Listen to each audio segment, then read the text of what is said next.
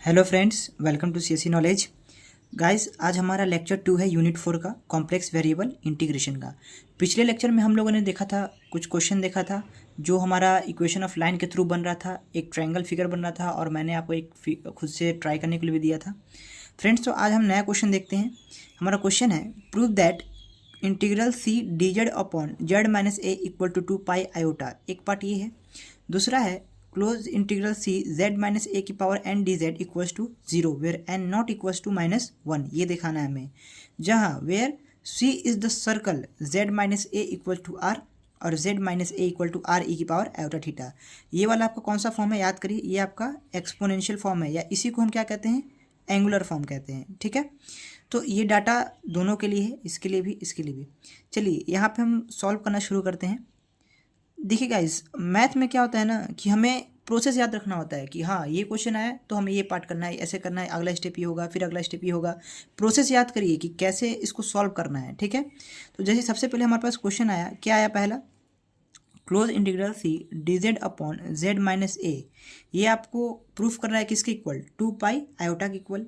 ठीक है, तो आप इसका देखिए यहाँ पे डिनोमिनेटर में क्या है, जेड माइनस ए। तो सबसे पहले इसका यूज़ करेंगे, इस डाटा का। क्यों? क्योंकि हमें डाटा गिवन है यहाँ पे जेड माइनस ए का। तो जेड माइनस ए बराबर हम क्या लिखेंगे, आर ई की पावर आयोटा थीटा। देखिए यहाँ पे जेड माइनस ए का वैल्यू तो आपको दिया हुआ है इक्वेशन ऑफ सर्कल से। ठीक है, बचा किसका वैल्यू, डी जेड का। जेड माइनस ए तो दे दिया ना आपको, आर ई की पावर आयोटा थीटा। बचा किसका, डी जेड का वैल्यू फाइंड करना। तो डी जेड निकालेंगे कैसे, जब इसको इसके इक्वल रख दिए जो हमारा गिवन था।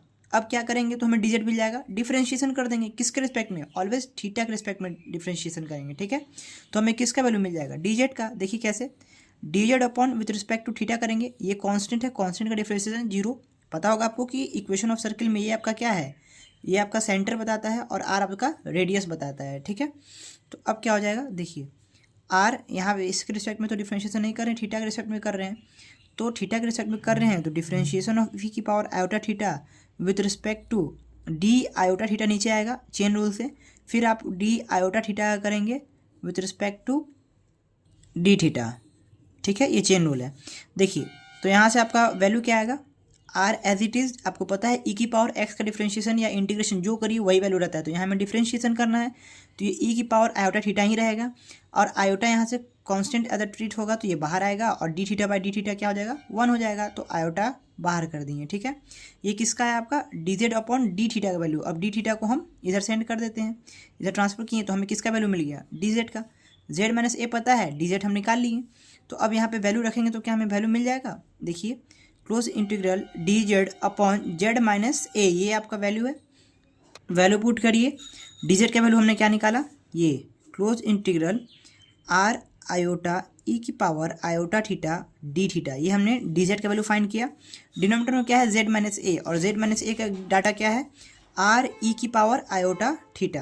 अब आपको लिमिट भी तो लेना पड़ेगा, क्लोज इंटीग्रल है, क्लोज इंटीग्रल है। हम लोग जो भी वेरिएबल पढ़ रहे हैं, डिफरेंशिएशन हो चाहे इंटीग्रेशन हो, कैसा रहेगा, ऑलवेज क्लोज पढ़ना है हमें कॉम्प्लेक्स में। ठीक है, तो अब आपका इक्वेशन किसका दिया हुआ है, सर्कल का। तो सर्कल का लिमिट आप कैसे निकालेंगे, देखिए सब, ये हमारा सर्कल हो गया, ये सर्कल है, ये सर्कल है आपका। ठीक है, यहाँ से आपने स्टार्ट किया। ठीक है, सपोज करिए यहाँ पे आपका डिग्री कितना होता है, एंगल कितना होता है, 0 डिग्री, 0 होता है आपका यहाँ पे। यहाँ से 0 से आप यहाँ आगे बढ़िएगा, यहाँ पे कितना होता है, पाई। 0 से पाई ये कितना होता है, 180। 0 से पाई हो गया।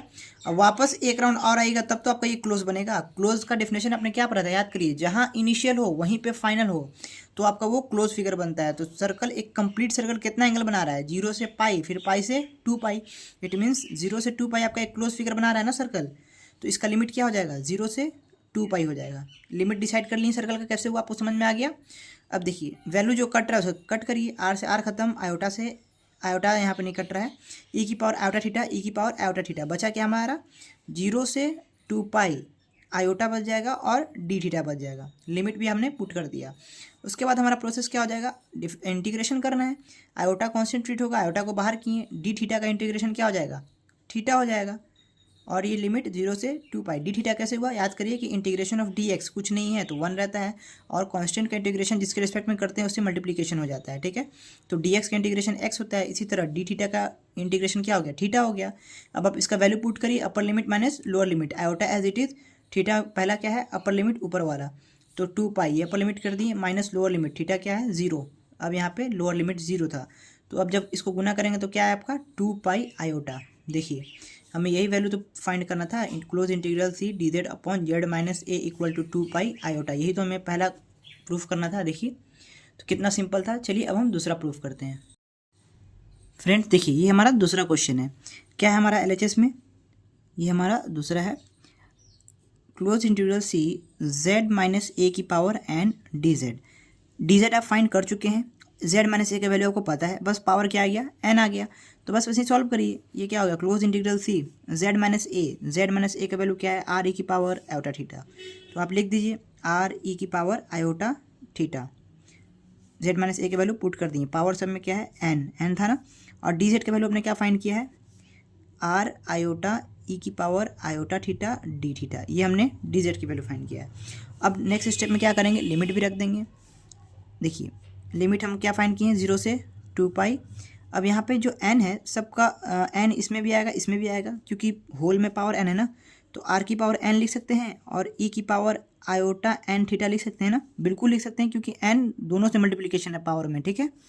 ये पार्ट हो गया हमारा, और डी जेड क्या बचा हमारा r आयोटा e की power iota theta D theta, ठीक है।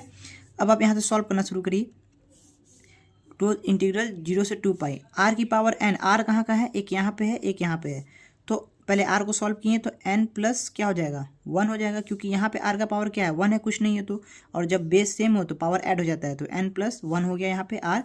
अब क्या बचा हमारा ई की पावर आयोटा थीटा, ठीक है, यहाँ पे ई की पावर क्या है आयोटा एन थीटा और यहाँ पे आयोटा थीटा, तो हम क्या करेंगे आयोटा थीटा को कॉमन लीजिए, आयोटा थीटा कॉमन ले लिए तो क्या बचा क्या एन, तो यहाँ पे एन लिख दिए, और यहाँ पे ई की पावर आयोटा थीटा है तो यहाँ पे क्या बचेगा +1, क्योंकि ई की पावर आयोटा थीटा को कॉमन ले लिए हैं, ठीक है, तो n+1 बचा। अब हमारा यहाँ पे क्या बच गया, ये हो गया ये हो गया ये भी हो गया ये भी हो गया, अब बचा आयोटा डी थीटा, ये हो गया हमारा आयोटा डी थीटा। अब क्या करेंगे, जो कांस्टेंट है उसको इंटीग्रेशन से बाहर करिए, ये आर कांस्टेंट आयोटा कांस्टेंट, तो उसे इंटीग्रेशन पार्ट से बाहर करते हैं, तो ये हो गया आर की पावर n+1 इंटू, या फिर आयोटा को आगे रख दीजिए, ये आयोटा और ये बाहर निकल गया कांस्टेंट था। अब क्या बचा हमारा, देखिए इंटीग्रेशन ऑफ ई की power iota theta n+1 D theta, ये बचा, लिमिट क्या है 0 से 2 पाई, ये हमारा लिमिट था। अब इसको सॉल्व करेंगे तो ये तो एज इट इज़ रहेगा आई आर की पावर n+1। अब इसका इंटीग्रेशन करेंगे, आपको पता है कि ई की पावर x का इंटीग्रेशन ई की पावर x ही होता है, तो ये क्या हो जाएगा ई की power iota theta n+1। But यहाँ पे एक चीज़ चेंज होगा, क्या चेंज होगा कि जब इंटीग्रेशन करते हैं, इंटीग्रेशन में याद रखिए जो थीटा के रिस्पेक्ट में कर रहे हैं ना इंटीग्रेशन, तो उसके रेस्ट में जो भी है सब एज अ कांस्टेंट है, और सब कहाँ आएगा डिनोमिनेटर में आ जाएगा जो भी रहेगा। और डिफरेंशिएशन में क्या होता है, जो भी साथ में रहता है वो मल्टीप्लिकेशन में आता है, तो यही अंतर होता है। तो थीटा को छोड़ के क्या है आयोटा n+1 है ना, तो आयोटा n+1 कहाँ आ गया डिनोमिनेटर में आ गया, मतलब डिवाइड में आ गया, जिसका हम इंटीग्रेशन किए हैं। क्लियर है। अब क्या करेंगे, लिमिट 0 से 2 पाई था 2 पाई दे देंगे।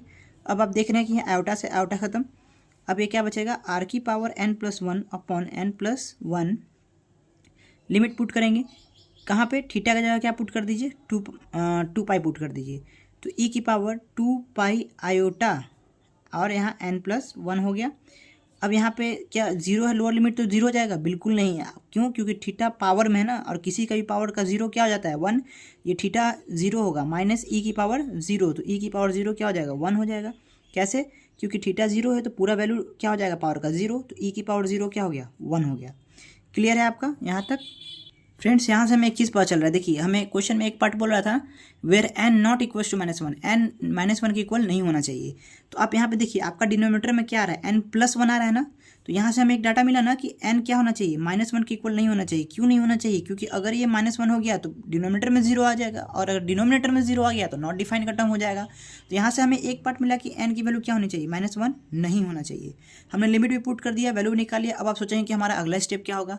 तो अगला स्टेप यहाँ तक भी आंसर आपका निकल गया एक पार्ट दूसरे पार्ट का, बट आपको इसको और सॉल्व करना पड़ेगा और छोटा करना पड़ेगा। तो वो कैसे करेंगे, आपको एक फॉर्मूला मैं लिखवा रहा हूँ, उसे याद करेंगे। क्या होता है, आपको पता है कि e की पावर आयोटा थीटा, ये एक फार्मूला है। इसको हम लिख सकते हैं e की पावर आयोटा थीटा को cos theta plus iota sine theta. ये फार्मूला है, ये बहुत इंपॉर्टेंट फार्मूला है। इसको जब भी इस फॉर्म में आए इसको ब्रेक करने का, ठीक है।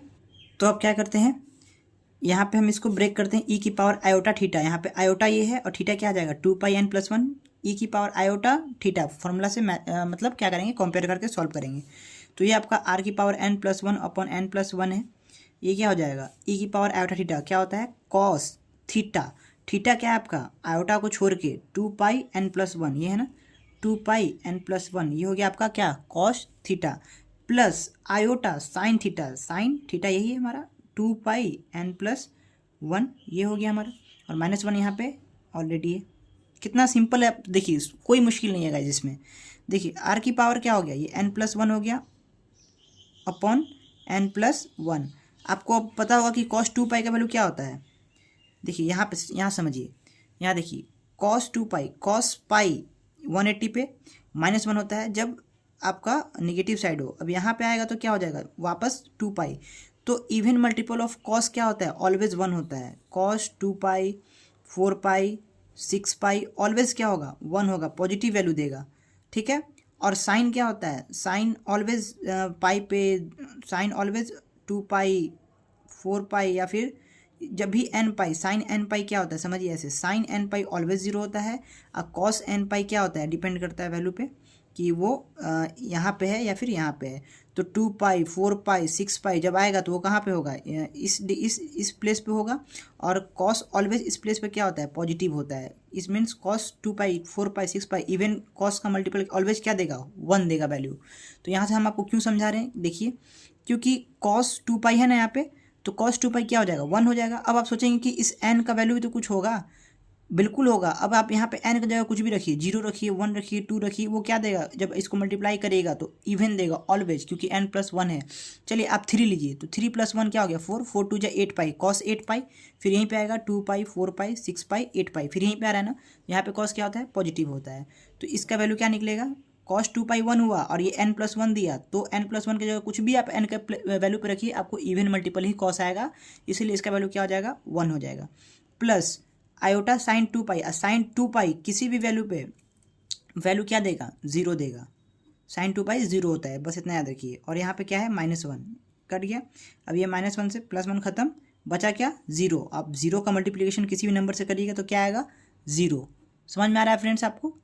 तो यहाँ पे इतना सिंपल था। देखिए हमारा RHS में क्या लाना था, क्वेश्चन ये था ना हमारा z-a की power n dz equals to 0 where n not equals to -1। हमारा आ गया यहाँ पे कंडीशन एक कि n नॉट इक्वल्स टू -1 होना चाहिए, क्योंकि डिनोमिनेटर क्या हो जाएगा नॉट डिफाइन हो जाएगा, और हमारा ये वैल्यू क्या आया सॉल्व करके 0। तो यही हमें प्रूफ करना था। तो गाइस इस क्वेश्चन में कोई मुश्किल नहीं था, बहुत ही सिंपल क्वेश्चन था, ठीक है। तो आई होप कि आपको ये क्वेश्चन समझ में अच्छे से आया। अब हम बढ़ते हैं अपने नेक्स्ट पार्ट की ओर, जहाँ हम पढ़ेंगे Cauchy integral theorem, Cauchy integral Goursat theorem और कॉची इंटीग्रल फार्मूला। चलिए देखते हैं फ्रेंड्स। चलिए अब हम देखते हैं कॉचीज इंटीग्रल थ्योरम क्या होता है। हमें 4 चीज़ पढ़ना है, क्या क्या, Cauchy's integral theorem, Cauchy's integral Goursat theorem, Cauchy's integral formula और Cauchy's integral formula for derivative. Guys आपको पता है कि क्वेश्चन सॉल्व करने में ये बहुत ही इंपॉर्टेंट रोल प्ले करता है कॉचीज इंटीग्रल। 2 चीज़, क्या, कॉचीज इंटीग्रल फार्मूला और एक करता है कॉचीज इंटीग्रल थ्योरम, और तीसरा होता है एक Cauchy's integral formula for derivative.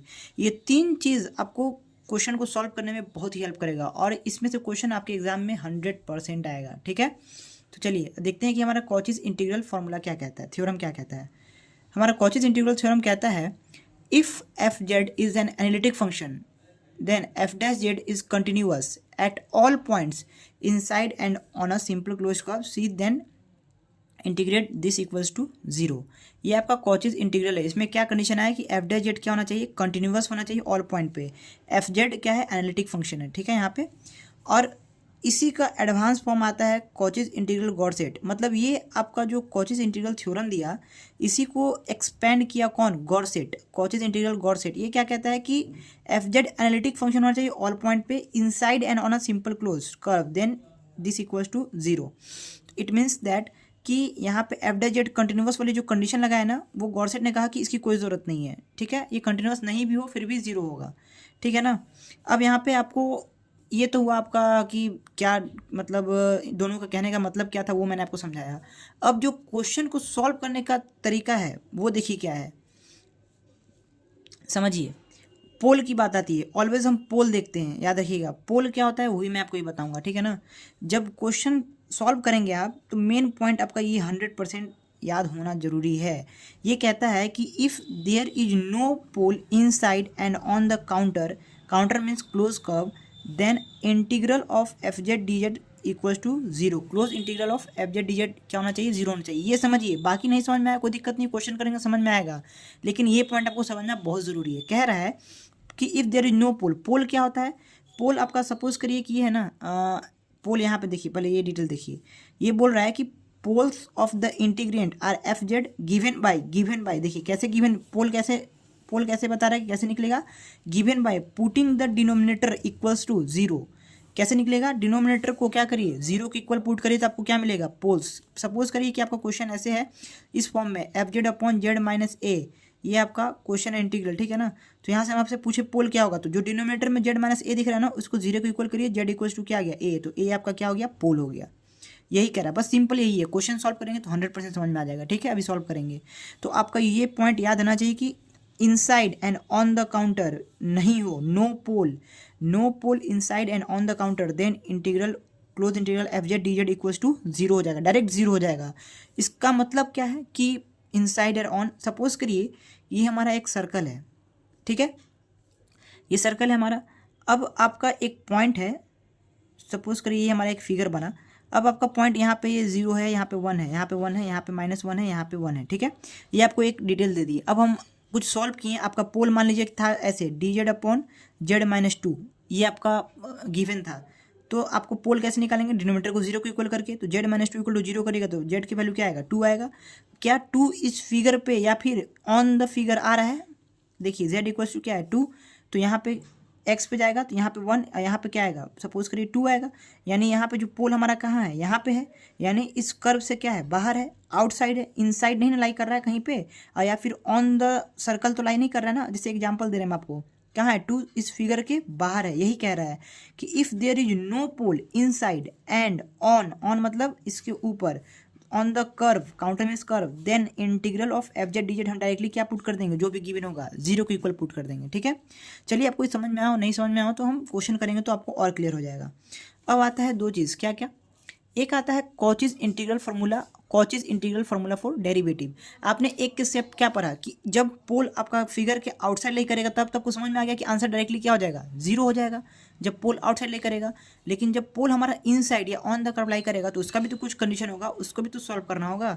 तो उस केस में हमारा आता है कॉचीज इंटीग्रल फार्मूला, जब पोल कहाँ लाई करेगा? इनसाइड या फिर ऑन द कर्व। या और अब आपको ये क्यों आया Cauchy's integral formula for derivative, ये भी आपको बताएंगे, ठीक है। कॉचीज इंटीग्रल फार्मूला कहता है if F Z is analytic within मतलब inside and on a closed curve, on मतलब सरफेस ये वाला, on a closed curve C and A is any point within C, इस closed curve के अंदर कोई भी पॉइंट क्या है, मान लीजिए ए है within C, then close integral C, ये फॉर्मूला ही रट लीजिए दम, ये आपको क्वेश्चन सॉल्व करने में आएगा। F Z upon Z -8 D Z equals to 2 pi iota F of Z where Z equals to A. यहाँ देखिए, अब इस लाइन को समझिए, इस लाइन को सॉल्व करने वक्त क्वेश्चन सॉल्व करेंगे तो आपको पूरा क्लियर हो जाएगा, इसीलिए हम सोच रहे हैं कि अभी थोड़ा थोड़ा क्लियर कर दें। यहाँ पे इस मतलब को समझिए, 2 पाई आयोटा तो हमेशा फिक्स रहेगा। यहाँ पे जब ये फॉर्म हम ले आएंगे तो कंपेयर करके एफ ऑफ जेड का वैल्यू क्या होगा? एफ ऑफ जेड ये होगा जो न्यूमरेटर में हम रखेंगे, वो एफ ऑफ जेड होगा, क्योंकि फॉर्मूला में दिख रहा है ना एफ ऑफ जेड ऊपर है, तो एफ ऑफ जेड वहाँ पुट कर देंगे। अब बोल रहा है वेयर जेड इक्वल्स टू ए। अब ये क्या है? तो जेड माइनस ए आपको यहाँ दिख रहा है ना, तो जेड माइनस ए पोल निकालेगा तो क्या होगा, जेड इक्वल्स टू ए। तो वही बोल रहा है कि जहाँ जहाँ इस एफ जेड में जेड आएगा वहाँ पे वैल्यू क्या पुट करेंगे, ए पुट करेंगे। ए हमारा कुछ भी हो सकता है जो यहाँ गिवन रहेगा क्वेश्चन में। ये हो गया कॉचीज इंटीग्रल फार्मूला। अब आपका आता है Cauchy's integral formula for derivative. ये क्यों आया, तो कॉचीज इंटीग्रल फॉर डेरिवेटिव ये इसलिए आया कि सपोज करिए कि आपका यहाँ पे अभी था F Z upon Z minus A, Z minus B, Z minus two, इस फॉर्म में था, तो आपका कॉचीज इंटीग्रल फार्मूला से सॉल्व हो जा रहा था। लेकिन अगर आपका रहता जेड माइनस ए का whole square, Z minus two का होल क्यूब, ये रहता, तो इसको कैसे सॉल्व करते हैं, इसको सॉल्व करने के लिए आता है Cauchy's integral formula for derivative, जहाँ ये फार्मूला लगता है जेड माइनस ए की पावर। देखिए यहाँ से समझिए, n+1 दिख रहा है ना आपको, n+1 ये क्या कह रहा है कि अगर आपका मोर देन मतलब आपका लीनियर नहीं है, लीनियर से बड़ा है, इट मीन्स पावर 2 है, 3 है, कुछ भी है, तो उसको n+1 में तोड़िए, उतने टाइम से डिफ्रेंशिएशन करिए। मतलब एफ डैश सपोज करिए यहाँ पे 2 है, तो यहाँ पे n का वैल्यू क्या हो जाएगा, यहाँ पे जेड माइनस ए का होल स्क्वायर है सपोज करिए, ये नहीं, ठीक है, जेड माइनस ए का होल स्क्वायर है, तो इसको कैसे तोड़ेंगे आप, F Z upon Z minus A n+1 होता है, तो 1+1 करेंगे ना फॉर्मूला पे फिट करने के लिए, ताकि इस फॉर्मूला को हम फिट करें। ठीक है, चलिए जब सॉल्व करेंगे तो और आपको समझ में आएगा अच्छे से। अभी आपको नहीं भी आ रहा हो तो कोई बात नहीं, 100% क्वेश्चन सॉल्व करेंगे तो आ जाएगा। चलिए क्वेश्चन देखते हैं फ्रेंड्स। ये हमारा क्वेश्चन है, evaluate integral C two Z square plus 5 upon Z plus 2 का whole cube Z square plus 4 D Z, where C is the square. C क्या आपका, सी क्या बता रहा है, मतलब क्लोज्ड कर्व क्या है हमारा, स्क्वायर के फॉर्म में है, जिसका वर्टेक्स क्या दिया हुआ है, 1 plus iota 2 plus iota 2 plus 2 iota 1 plus 2 iota. आप सबसे पहले समझिए कि हमारा स्टेप क्या है सॉल्व करने का। मैथमेटिक्स में आपको पता होना चाहिए कि हमारा अगर ऐसा क्वेश्चन है तो स्टेप ये होता है, फिर अगला स्टेप ये होगा। मेरे माइंड में क्या है, सबसे पहले जो हमारा डाटा दिया हुआ है उसके अकॉर्डिंग हम फिगर बनाएंगे। सबसे पहले तो हम यही करेंगे ना, क्यों, क्योंकि इस क्वेश्चन में हमें सबसे पहले डिसाइड करना होगा पोल। तो हमें क्या मिल जाएगा, डायरेक्टली मिल जाएगा डिनोमिनेटर को 0 पुट करके। लेकिन चेक कहाँ करेंगे, हमें कर्व पता तो होना चाहिए। तो हमारा कर्व का इन्फॉर्मेशन क्या दिया कि सी आपका क्या है, स्क्वायर है, जिसका वर्टेक्स क्या है 1 plus iota 2 plus iota 2 plus 2 iota और 1 प्लस 2 आयोटा। तो इसके अकॉर्डिंग हम क्या करेंगे, एक्स वाई कोऑर्डिनेट्स चारों से लेंगे। 4 पॉइंट दिया हुआ है ना, क्योंकि आपको पता है कि वर्टेक्स स्क्वायर किस फॉर्म में होता है, इस फॉर्म में होता है। 4 इसका कोण होता है, 4 होता है ना, तो इस चारों का डिटेल निकाल लेंगे तो हम एक फिगर बना देंगे। देखिए कैसे, सपोज करिए यहाँ पे सॉल्यूशन करना हम शुरू करते हैं। यहाँ पे आपको क्या क्या दिया, 1 प्लस आयोटा बोला, 1 प्लस आयोटा से आपको एक्स वाई कोऑर्डिनेट क्या मिल रहा है, कैसे कंपेयर करेंगे, आपको बार बार बता चुके हैं, एक्स प्लस आयोटा वाई से जेड इक्वल्स टू। तो आप यहाँ से एक्स इक्वल टू क्या दिख रहा है, इस फॉर्म में होता है ना, x1 y1 के फॉर्म में, इस फॉर्म में होता है, आपको पता है कोऑर्डिनेट। तो इसको क्या हो जाएगा, x की जगह क्या हो जाएगा 1 हो जाएगा, और आयोटा की जगह क्या हो जाएगा, वो भी 1 हो जाएगा। क्यों, क्योंकि y को कंपेयर करेंगे तो कुछ नहीं है तो 1 है। एक पॉइंट हमें ये मिला। दूसरा पॉइंट हमें क्या मिलेगा इससे, दूसरा पॉइंट मिल जाएगा 2,1 मिल जाएगा। तीसरा पॉइंट क्या मिल जाएगा, 2,2 मिल जाएगा। चौथा पॉइंट क्या मिल जाएगा, 1,2 मिल जाएगा। आई होप कि आपको ये समझ में आया हो अच्छे से। चलिए मैक्सिमम पॉइंट हमारा 2 तक जा रहा है, तो इसको हम 1 ले लेते हैं, इसको हम 2 ले लेते हैं, इसको हम 1 ले लेते हैं, इसको 2 ले लेते हैं। निगेटिव वैल्यू तो है नहीं हमारा, ठीक है। देखिए पहला क्या है 1 1, यहाँ भी 1 यहाँ भी 1, ठीक है, 1 1 ले लिए, x से 1 y से 1। दूसरा है x equal to 2 y equal to 1, x यहाँ 2 y कहाँ है 1, ये भी ले लिए। अब बोल रहा है x2 भी y भी 2, तो यहाँ से ऊपर जाएंगे और 2 यहाँ से, ठीक है। अब बोला x1 y2, x1 y2, ये आपका क्या बना, देखिए क्लोज फिगर बन गया ना आपका, एक क्लोज फिगर बन गया। वो क्या है, स्क्वायर के शेप में है, देखिए बिल्कुल स्क्वायर के शेप में है जो हमें गिवन क्वेश्चन में था। अब क्या करेंगे, जब हम फिगर बना लिए, फिगर आप एग्जाम में बना लेंगे तो सही रहेगा। अब देखिए अब क्या करना है, हमें अपने पोल्स को देखना है कि क्या ये इनसाइड लाई कर रहा है या आउटसाइड लाई कर रहा है। अब आप सोचेंगे कि डायरेक्ट फार्मूला ऑफ डेरिवेटिव निकाल के आंसर निकालना शुरू कर दें, यही अंतर होता है कि हमारा क्वेश्चन गलत हो जाता है। स्टेप समझिए कि स्टेप क्या है। सबसे पहले आप कर्व डिसाइड करिए कि कर्व क्या बनेगा, कैसे बनेगा, वो हमने डिसाइड कर लिया। सब दूसरा क्या करेंगे, दूसरा स्टेप है कि पोल निकालिए। पोल निकालने के लिए क्या करेंगे, डिनोमिनेटर में जो भी है उसको 0 के इक्वल करिए। जेड प्लस 2 का होल क्यूब है ना, इसको 0 के इक्वल करिए। तो इसको कैसे लिख सकते हैं, जेड प्लस 2 का होल क्यूब, एकदम समझिए, Z plus two Z plus two Z plus two equals to 0। तो 3 टाइम्स क्या आएगा, -2 आएगा। तीनों का वैल्यू तो ये आएगा। जब इसको ऐसे करेंगे और उसके बाद सबको एक एक करके 0 के इक्वल करेंगे तो हमें 3 वैल्यू मिलेगा। तीनों क्या रहेगा, -2 रहेगा। और दूसरा क्या है, जेड स्क्वायर प्लस 4 है, तो जेड स्क्वायर बराबर क्या आ जाएगा, -4। It means Z equals to क्या हो जाएगा, +-2 आयोटा, क्योंकि यहाँ पे रूट माइनस चला गया ना पहले, तो जब भी ये आएगा तो रूट अंडर -4 हो जाएगा। -4 हो जाएगा, तो ये तो 2 तो बाहर आ जाएगा, बचा जाएगा रूट अंडर प्लस माइनस, जब रूट इधर स्क्वायर इधर आया तो प्लस माइनस आया और रूट अंडर -2 हो गया, क्योंकि 2 बाहर निकल गया, अंदर क्या बचा -1 बचा, तो इसको क्या कर दिए +-2 रूट अंडर -1 का वैल्यू आयोटा, तो +-2 आयोटा आ गया। ठीक है, तो आपको यहाँ पे पोल्स निकल गया ना, -2 मिला, x और y क्या मिला 2 मिला। कैसे हम कंपेयर किए, हमें पता है कि ये क्या है, सिर्फ रियल वैल्यू है ना, क्योंकि इसके साथ आयोटा नहीं है, तो सिंपल समझिए कि यहाँ पे x क्या है, सब -2 और यहाँ पे y मिल रहा है हमें क्या +-2। ठीक है, तो चलिए आप इस फिगर पे पुट करिए, देखिए कि क्या इस फिगर के अंदर या फिर ऑन द आ रहा है कि नहीं, यही हमारा क्वेश्चन है कि आप पोल्स को चेक करिए कि क्या इस फिगर के ऊपर तो नहीं आ रहा या फिर इनसाइड तो कोई पॉइंट नहीं आ रहा। तो देखिए क्या आ रहा है -2, x यहाँ पे क्या होता है -1, यहाँ पे होगा -2। देखिए एक पॉइंट यहाँ मिला हमें, ये क्या है, इस फिगर के इनसाइड है या फिर ऑन है, बिल्कुल नहीं, बिल्कुल क्या है आउटसाइड है फिगर के, फिगर तो यहाँ पे है हमारा और पॉइंट कहाँ मिल रहा है, यहाँ मिल रहा है, आउटसाइड लाई कर रहा है। दूसरा पॉइंट क्या है, देखिए दूसरा है +-2 वाई में आयोटा साथ में है ना, तो हमें पता चलेगा कि वाई का कोऑर्डिनेट दिया हुआ है, तो यहाँ पे देखिए, यहाँ पे मान लीजिए -2 आएगा वाई का, और यहाँ पे क्या है +2 है, यानी एक पॉइंट यहाँ मिल रहा है, एक पॉइंट यहाँ मिल रहा है। तो देखिए ये क्या, ये इनसाइड लाइक कर रहा है या ऑन द लाइक कर रहा है, क्या ये कर रहा है, बिल्कुल नहीं, ये क्या है, तीनों पॉइंट हमारा क्या है, इस फिगर के आउट है। इट मीन्स हम डायरेक्ट कह देंगे क्या, किससे, कॉचीज इंटीग्रल थ्योरम से कह देंगे डायरेक्ट क्या, if there is no pole inside and on the contour means curve, then integral F Z D Z equals to directly close integral F Z D Z किसके equal हो जाएगा, 0 के। हमें कुछ सॉल्व नहीं करना पड़ा इस क्वेश्चन में, क्यों, क्योंकि हमें पहले ही पता चल गया कि हमारा जो पोल है वो कहाँ लाई कर रहा है, आउटसाइड द फिगर लाई कर रहा है, तो डायरेक्टली इसका आंसर क्या हो जाएगा, क्लोज इंटीग्रल 2z² + 5/z+2 का होल क्यूब z² + 4, डायरेक्टली इसका आंसर क्या हो जाएगा 0, यही आपका आंसर हो गया। कैसे, क्योंकि हमारा पोल कहाँ लाइट कर रहा है, सब आउटसाइड लाइट कर रहा है, तो कह देंगे by Cauchy's integral theorem, by Cauchy's integral लिख देंगे आप अपने से, by Cauchy's integral theorem directly क्या हो जाएगा, integration of this equals to 0। देखिए कितना सिंपल क्वेश्चन था फ्रेंड्स। ठीक है, चलिए अब हम एक क्वेश्चन और सॉल्व करते हैं। फ्रेंड्स देखिए, हमने ये क्वेश्चन लिया, evaluate close integral C e⁻−z/z+1 dz where C is the circle mod of z equals 2। यहाँ पे हमें क्या, सबसे पहले हमें क्या करना रहता है, हमें अपना कर्व डिसाइड करना होता है कि हमारा कैसा फिगर बन रहा है, उसके बाद पोल निकालेंगे, पोल निकाल के चेक करेंगे कि क्या हमारा इनसाइड लाई कर रहा है या आउटसाइड लाई कर रहा है या ऑन द लाई कर रहा है, यह चेक करेंगे। उसके बाद सॉल्व करना प्रोसेस शुरू करेंगे। तो हमारा पहला क्वेश्चन जो था वो कहाँ था, आउटसाइड, तो डायरेक्ट 0 हो गया। अब इसमें चेक करते हैं, चेक कैसे करेंगे, फिगर कैसे बनाएंगे। आपको पता है कि ये सर्कल का इक्वेशन है, सर्कल का इक्वेशन क्या होता है आपको पता है ना, मोड ऑफ z-a = r, ये आपका इक्वेशन ऑफ सर्कल है।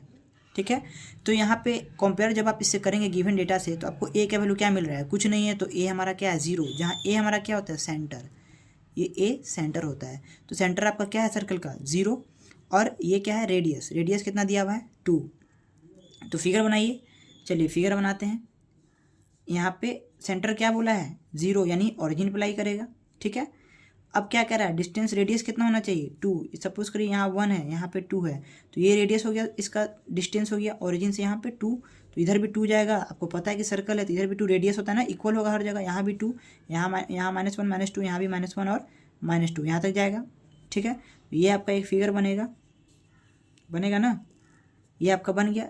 देखिए रेडियस सबका कितना है 2 है, 2 है, 2 है, 2 है। ठीक है, अब देखिए कंपेयर करेंगे, फिगर हमारा डिसाइड हो गया। उसके बाद नेक्स्ट स्टेप क्या है, स्टेप दम याद रखिए कि पोल्स निकालेंगे। पोल्स हमारा गिवन क्या है, डिनोमिनेटर को 0 के इक्वल करेंगे। ठीक है, तो z+1 = 0, तो z = क्या आया -1। क्या ये पोल जो है -1 जो आया वो आपके फिगर के इनसाइड लाइक कर रहा है, ये किसका है, x का वैल्यू है। ठीक है, तो यहाँ देखिए हमारा कहाँ तक जा रहा है, x का नेगेटिव, -1 -2 तक हमारा इनसाइड लाई करेगा, यानी हमें पॉइंट मिला -1। ये क्या आपके फिगर के इनसाइड लाई कर रहा है, बिल्कुल कर रहा है। इट मीन्स अब हम इसको सॉल्व करेंगे कैसे, याद करिए, जब भी पोल इनसाइड लाई करता है तो कॉचीज इंटीग्रल फार्मूला लगाते हैं। क्यों, क्योंकि कॉची इंटीग्रल फार्मूला हमारा क्या कह रहा है, देखिए यहाँ पे कॉची इंटीग्रल फार्मूला कह रहा है ना, if F Z analytic within and यानी inside and on a closed curve with a point C, then integral of f(z/z-a dz) क्या हो जाता है 2π/f(z) where z = a। चलिए आप आपको यहाँ पे अच्छे से समझाते हैं। ठीक है, यहाँ पे क्वेश्चन कह रहा है, सबसे पहले आप डिसाइड करिए कि आपका f(z) क्या है और z-1 जो क्वेश्चन में लिखा है वो करिए। देखिए क्लोज इंटीग्रल c हो गया, क्वेश्चन में आपका e⁻−z upon Z plus one दिया हुआ है, जेड प्लस वन दिया हुआ है, ठीक है, और डी जेड। फॉर्मूला के अकॉर्डिंग ये डायरेक्टली किसके इक्वल होता है, देखिए 2 pi iota F of Z. चलिए यहाँ पे लिख देते हैं हम फॉर्मूला, ठीक है, फॉर्मूला या फिर यहीं पे देखिए close integral F Z upon Z minus A. ये देखिए ये आपका क्या बता रहा है कि ये आपका एफ जेड है। जब कंपेयर करेगा फॉर्मूला से तो एफ जेड के प्लेस पे क्या है, ई की पावर माइनस जेड, और जेड माइनस ए होना चाहिए फॉर्मूला में, लेकिन यहाँ पे क्या दिया हुआ है, जेड प्लस वन दिया हुआ है। तो हम इसको ऐसे लिख सकते हैं ना, जेड माइनस माइनस वन, यानी माइनस माइनस करिएगा तो प्लस वन ही आएगा। तो जेड माइनस ए का फॉर्म आ गया ना, यहाँ ए क्या हो गया, माइनस वन हो गया। समझ में आ रहा होगा आपको अच्छे से। तो अब देखिए ई की F Z upon Z minus A, आपको पता चल गया कि क्या है, वो डायरेक्टली किसके इक्वल हो जा रहा है, बाय कॉची इंटीग्रल फॉर्मूला के 2 pi iota F of Z where Z tends to A क्या है हमारा माइनस वन, तो माइनस वन। समझ में आ रहा है ना आपको। सबसे पहले कुछ नहीं कर रहे हैं, बस F Z upon Z minus A D Z है। ये फॉर्मूला क्यों लगा रहे हैं, क्योंकि पॉइंट कहाँ लाई कर रहा है, इनसाइड लाई कर रहा है। इनसाइड लाई करेगा तो कॉची इंटीग्रल फॉर्मूला लगेगा, और कॉची इंटीग्रल फॉर्मूला लगा रहे हैं तो डायरेक्टली कहता है कि F Z upon Z minus A D Z किसके इक्वल हो जाता है, 2 पाई आयोटा, मतलब कुछ इंटीग्रेशन नहीं करना है, 2 पाई आयोटा एफ जेड की इक्वल कर दिए, जहाँ जेड का वैल्यू क्या पुट कर दिए, माइनस वन। लेकिन यहीं पर मैंने आपको समझाया था, याद करिए कि 2 pi iota F of Z का वैल्यू क्या है, पहले वो लिखेंगे। तो पहले वो लिखिए, ई की पावर माइनस जेड है ना, एफ ऑफ जेड क्या है, ई की पावर माइनस जेड, तो ई की पावर माइनस जेड लिखिए, जहाँ जेड टेंड्स टू क्या कर रहा है, minus one. It means Z का वैल्यू तो क्या है, किसको लाई कर रहा है, ए को। ए क्या है हमारा, माइनस वन है। तो अब नेक्स्ट स्टेप में क्या हो जाएगा, 2 पाई आयोटा ई की पावर माइनस जेड, ई की पावर माइनस ई की पावर क्या है हमारा, यहाँ पे माइनस जेड है। क्वेश्चन के अकॉर्डिंग ई की पावर माइनस जेड दिया हुआ था हमारा एफ ऑफ जेड। अब जेड के प्लेस पे क्या पुट कर देना है, ए पुट कर देना है। ए हमारा माइनस वन है, तो ई की पावर क्या हो जाएगा, माइनस पहले से था और जेड माइनस वन को टेंड्स कर रहा है, तो माइनस माइनस क्या हो जाएगा, प्लस वन, यानी 2 पाई आयोटा ई। यही आपका क्या हो जाएगा, आंसर हो जाएगा। चलिए आपको एक बार अच्छे से समझाते हैं ये कैसे हुआ। सबसे पहले देखिए हमारा जो फिगर अकॉर्डिंग टू क्वेश्चन बोल रहा था हमने बना लिया, ओरिजिन 0 पे आया और रेडियस 2 था, तो हमने फिगर बना लिया। उसके बाद हमने बोला कि पोल्स को चेक करेंगे पहले क्वेश्चन सॉल्व करने से पहले कि आउटसाइड लाई कर रहा है कि इनसाइड लाई कर रहा है। वो कैसे चेक करेंगे, तो डिनोमिनेटर को 0 को इक्वल किए तो जेड का वैल्यू माइनस वन मिला, और माइनस वन हमें इनसाइड द फिगर मिल गया। जैसे ही इनसाइड द फिगर मिलता है तो हमारा कॉची इंटीग्रल फॉर्मूला आ जाता है, इनसाइड या ऑन द लाई करता है तो। और वो कहता है कि जो आपका गिवन क्वेश्चन है F Z upon Z minus A D Z, वो किसके इक्वल कर दीजिए, 2 pi iota F of Z के इक्वल कर दीजिए। तो यहाँ पे देखिए integral F Z upon Z minus A D Z किसके इक्वल हो जाता है, 2 पाई आयोटा एफ जेड। तो यहाँ पे सेम था, तो F Z upon Z minus A था, जेड माइनस ए का फॉर्म नहीं था तो हम बना दिए, जेड माइनस माइनस वन कर दिए, तो जेड माइनस ए बन गया, ए क्या आ गया, माइनस वन आ गया। अब डायरेक्टली इसको किसके इक्वल कर दीजिए, 2 पाई आयोटा, ये ऑलवेज फिक्स रहेगा। अब है F of Z where Z tends to A, तो एफ एफ जेड कौन होता है, जो ऑलवेज न्यूमरेटर में रहता है। फॉर्मूला से कंपेयर करिए, जो न्यूमरेटर में वो एफ ऑफ जेड का काम करता है। तो एफ ऑफ जेड की जगह हमने ई की पावर क्या रखा, माइनस जेड था तो ई की पावर माइनस जेड रख दिया। अब बोला कि जेड के प्लेस पे क्या रख दीजिए, माइनस जेड के प्लेस पे ए रख दीजिए। ए हमारा क्या था, यहाँ पे कंपेयर किए तो जेड प्लस वन था, लेकिन जेड माइनस ए फॉर्मूला में होता है ना, तो माइनस लाने के लिए हमने क्या कर दिया, माइनस ए से मल्टीप्लाई कर दिया, तो जेड माइनस माइनस वन हो गया। तो यानी ए हमारा क्या निकला यहाँ से कंपेयर करके, माइनस वन।